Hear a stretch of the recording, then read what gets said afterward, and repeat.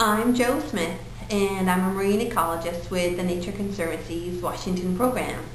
And I'm going to talk to you today about the really exciting behavior of marine ducks, specifically the bufflehead, as we approach Valentine's Day.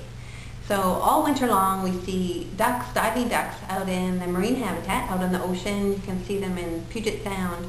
And as the spring approaches in the summer, these birds will start mating. Actually, they do it all winter, but they really start mating and doing their courtship displays before they head up to their breeding grounds, which are in eastern Washington and Canada and Alaska. One of the really cool things is to watch the buffleheads during their courtship displays, which they do all winter long. But when they ramp that up in the spring, especially near Valentine's Day or in late winter, then you can see something even more spectacular. You can see their mating displays. The buffleheads, the males do lots of flying around, and there'll be many males all vying for the attention of a single female.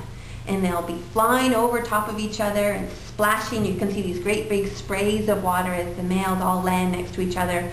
They chase each other around, lots of agonistic behaviors as they're trying to just get the attention of that one female.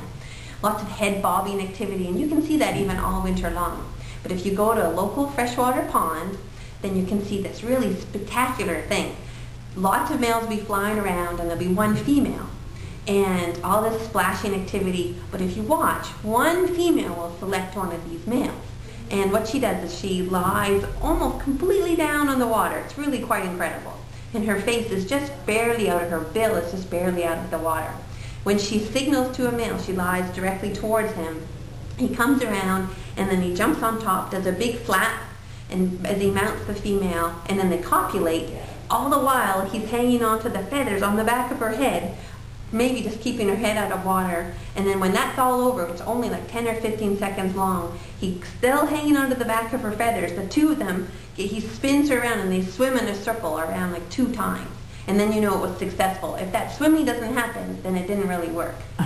So go out and try and see if you can see the buffleheads, these beautiful black and white birds, the smallest here that we have in North America, just before they head up to their breeding.